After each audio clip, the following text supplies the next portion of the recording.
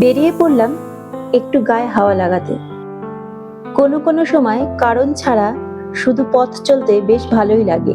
আজ পথ চলতে চলতে কিছু ভাবনা এলো, তাই লিখে ফেললাম ক্যানভাসের পাতায়। সেটাই আজ আপনাদের সাথে শেয়ার করব। কেউ থাকে না, থাকে না শরীর, থাকে না মন, চিন্তা ভাবনা, সূক্ষ্মাতি সূক্ষ্ম কোনো কিছুই থাকে না।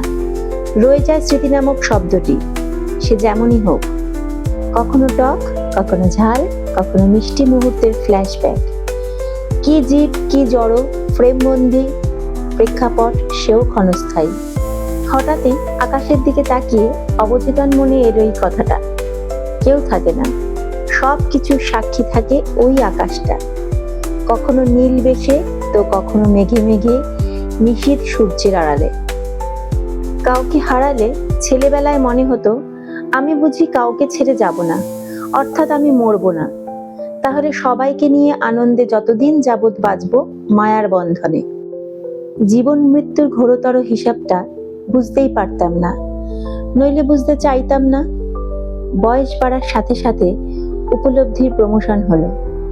এখন নিজেই হাসি বোকা বোকা সেই ছেলে মানুষের ভাবনার কথা ভেবে। এরকম অনেক অকল্পনীয় ভাবনাই ছোঁয়া দিয়ে যায় কম বেশি সবার মনে। পার্থিব জীবনে রয়ে যায় স্পর্শকাতরতা, ক্ষণিকের তরে অতিথির চরিত্রে। এসব এলোমেলো চিন্তা ভাবনা করতে করতে কখন যে কতটা পথ পেরিয়ে গেলাম বুঝতেই পারিনি। পথে অবশ্য একটু চা পান করলাম, তারপর আবার এগোলাম আরো খানিকটা দূরে। সন্ধে হয়ে আসছে, দূরের আকাশটা দেখতে ভীষণ সুন্দর লাগছে। বহুদিন পর এইভাবে বেরিয়ে বেশ ভালোই লাগলো। তাহলে কি থাকে? জীবন নগরে রোমাঞ্চকর এক ভ্রমণ কাহিনী, যা অজান্তেই শুভারম্ভ হয়ে অজান্তেই ঝটিকা সফর সেরে ৭ সাগর ১৩ নদীর পাড়ে পাড়ি দেয় অদূর সীমাহীন যাত্রায়। তবে এবার খুব খিদে পেয়েছে, কিছু খেতে হবে। অনেকদিন ধোসা খাইনি, তাই চলে গেলাম ধোসা খেতে। ভালোই লাগলো ধোসাটা খেয়ে। সব মিলিয়ে পুরো ব্যাপারটা বেশ ভালোই কাটলো আজকের দিনটা। আপনাদের হয়তো মনে হচ্ছে ধর্মিষ্ঠার ক্যানভাসে নিয়মিত ভিডিও আসছে না, তবে ধর্মিষ্ঠার ক্যানভাস ধীরে ধীরেই এগোবে। দেখি না কত দূর যেতে পারি। সাথে অবশ্যই আপনাদের ভালোবাসা, আন্তরিক শুভেচ্ছা সবকিছু সাথে নিয়েই আমি এগোতে চাই।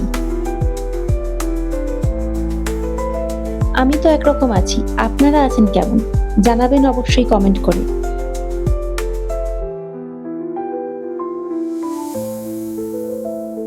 আজ তবে আসি, আপনারা অবশ্যই ভালো থাকবেন আর অবশ্যই মনের যত্ন নেবেন।